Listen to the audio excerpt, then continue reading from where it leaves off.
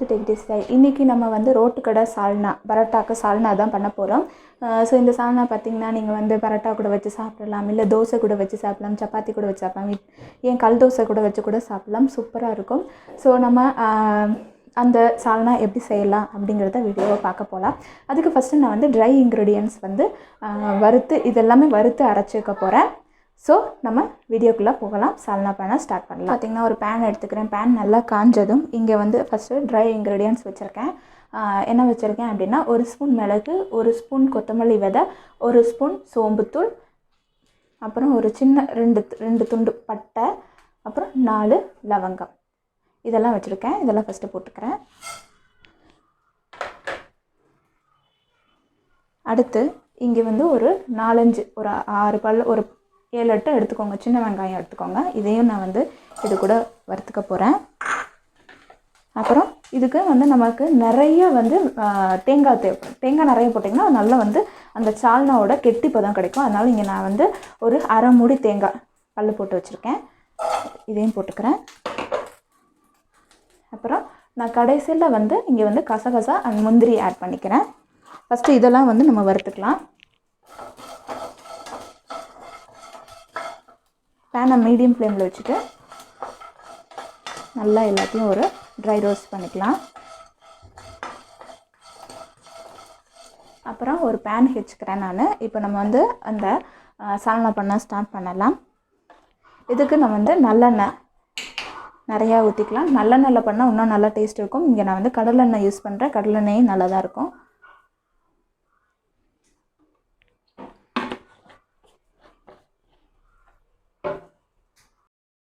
சூடானதும் தாளிக்கிறதுக்கு சோம்பு, ஒரு 5-6 மிளகு, திரும்பி பட்டை வேணும்னா பட்டை ஆட் பண்ணிக்கோங்க. பட் நம்ம ஆல்ரெடி மசாலாலையும் பட்டை போட்டு இதுலேயும் பட்டை போட்டால் ரொம்ப பட்டை ஸ்மெல்லாக இருக்கும். பட் அந்த மாதிரி வேண்டாம் நமக்கு. நல்லா பொரிஞ்சு வரட்டும். பொரிஞ்சு வந்ததும் இங்கே நான் வந்து ஒரு பெரிய வெங்காயம் இந்த மாதிரி கட் பண்ணியிருக்கேன். இந்த மாதிரி ஸ்லைஸாக கட் பண்ணியிருக்கேன். ஸோ இதை நான் ஆட் பண்ணிக்கிறேன். அடுத்து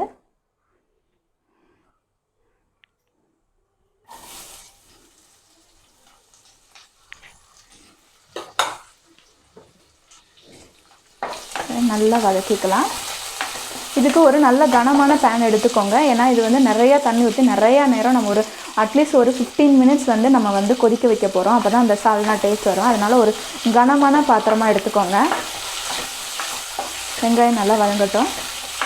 வெங்காயம் நல்லா வதங்கினதும் இங்கே நான் வந்து தக்காளி ஆட் பண்ணுவேன். தக்காளி வந்து 2 மீடியம் சைஸ் தக்காளி குட்டி குட்டியாக கட் பண்ணி வச்சுருக்கேன்.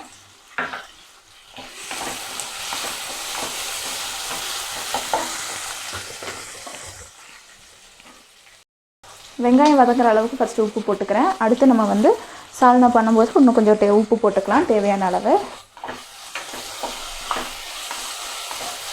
இதில் கடுகோ வேறு எதுவுமே போடக்கூடாது. வெறும் சோம்பு மிளகு மட்டும் போடுங்க.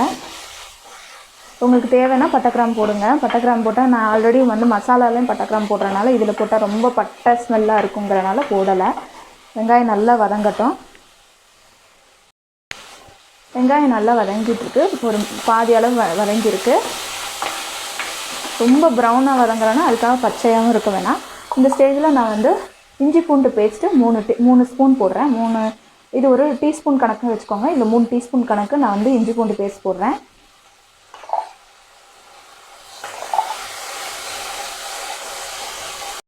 வதங்கிட்டு இருக்கிறதுக்குள்ள நம்ம வந்து அந்த மசாலாவை அரைச்சிடலாம். இங்கே நான் வந்து கசகசா 1 ஸ்பூனும் முந்திரி எடுத்துருக்கேன்.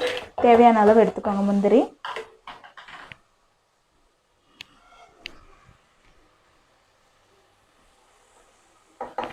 அப்புறம் நம்ம வறுத்தோம் இல்லையா ட்ரை இன்க்ரீடியன்ட்ஸ், இதையும் ஆட் பண்ணிக்கிறேன். நல்லா ஆறிடுச்சு.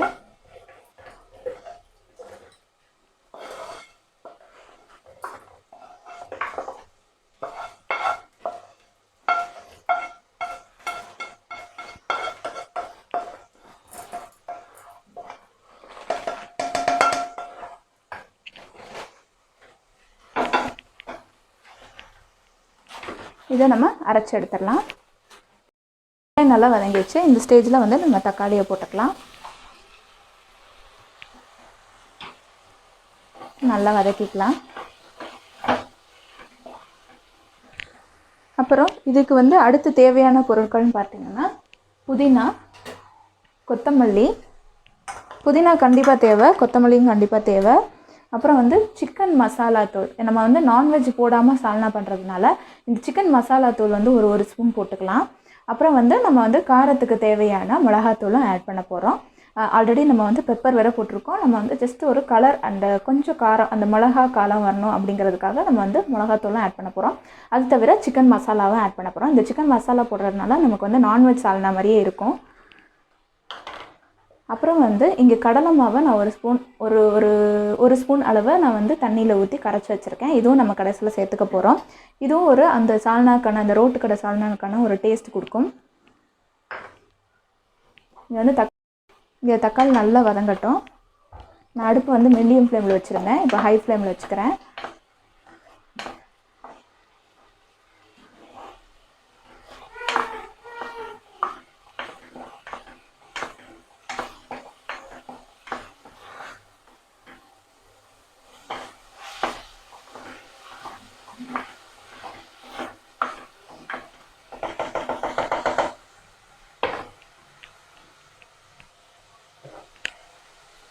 இப்போ இங்கே நல்லா வெங்காயமும் தக்காளியும் வதங்கிடுச்சு. இந்த ஸ்டேஜில் வந்து நான் காரத்துக்கு கொஞ்சோண்டு காஷ்மீரி மிளகாய் தூளும் உப்பும், அந்த உப்பு நம்ம கொஞ்சம் தான் போட்டோம், இப்போ கொஞ்சம் போடுறோம்.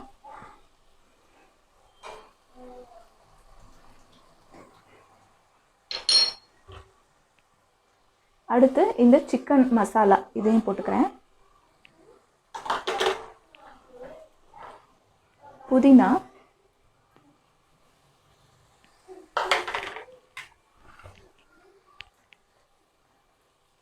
கொத்தமல்லி,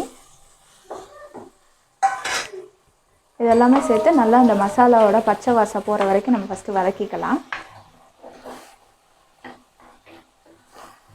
மீடியம் ஃப்ளேமில் வைங்க அடுப்பை, இல்லைன்னா அடியில் பிடிக்க ஆரம்பிச்சிடும். இந்த ஸ்டேஜில் நான் கொஞ்சம் தண்ணி ஊற்றிக்கிறேன். 1/4 டம்ளர் தண்ணி ஊற்றிக்கிறேன். ஏன்னா கீழே பிடிக்கக்கூடாதுங்கிறதுக்காக சேர்த்து நல்லா வதக்கிக்கலாம்.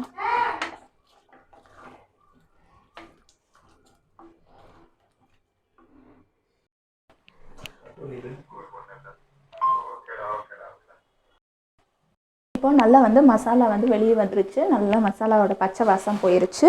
இந்த ஸ்டேஜில் நம்ம அரைச்சி வச்சுருந்த இந்த பேஸ்ட்டை ஆட் பண்ணிக்கலாம்.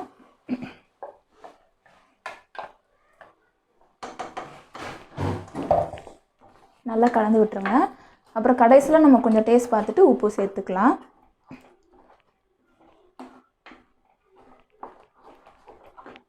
நான் இப்போ இதில் வந்து ஒரு 1/2 கப் அளவு தண்ணி ஊற்றிக்கிறேன்.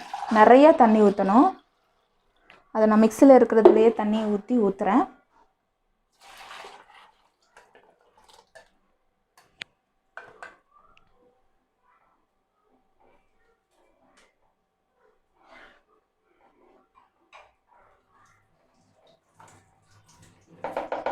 நல்லா ஒரு 15 மினிட்ஸ் கொதி வரட்டும். கொதி வந்ததும் நம்ம வந்து உப்பு பார்த்துட்டு இறக்கி வச்சிடலாம். அவ்வளோதாங்க, நம்மளோட ரோட்டு கடை சால்னா ரெடி. இது ஒரு 15 மினிட்ஸ் கழித்து நான் எப்படி இருக்குன்னு உங்கள்கிட்ட காட்டுறேன். அடுத்து வந்து நம்ம கடலை மாவு இங்கே கரைச்சி வச்சுருக்கோம், அதை நம்ம ஆட் பண்ணிக்கலாம். அந்த கடலை மாவு போட்டால் தான் அந்த ரோட்டு கடை சால்னா டேஸ்ட் வந்து உங்களுக்கு அது கிடைக்கும்.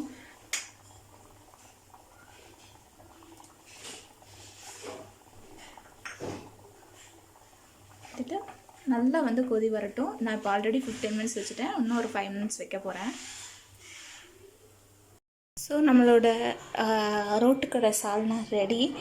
செம்மையாக கலர்ஃபுல்லாக சூப்பராக வந்திருக்கு. செம்ம மணமாக இருக்குது, ரொம்ப டேஸ்ட்டாக இருக்குது. இதுக்கு நான் வந்து வீட்டிலே வந்து வீட் பரோட்டா அண்டு கொஞ்சம் வெங்காயம் வச்சுருக்கேன். கொஞ்சம் இதில் வந்து வீட் அண்ட் கொஞ்சம் மைதா கலந்து பரோட்டா பண்ணியிருக்கேன். லேயர் பரோட்டா, பட் லேயராக parotta and empty salna. So நம்மளோட பரோட்டா சால்னா ரெடி. பரோட்டாவும் பண்ணியிருக்கேன். பட் உங்களுக்கு இன்கேஸ் வந்து பரோட்டாவோட ரெசிபி வேணும்னா தனியாக போடுறேன். இன்றைக்கி நான் சால்னா மட்டும் பண்ணியிருக்கேன். ஸோ எப்படி இருக்குதுன்னு நம்ம டேஸ்ட் பண்ணி பார்க்கலாம்.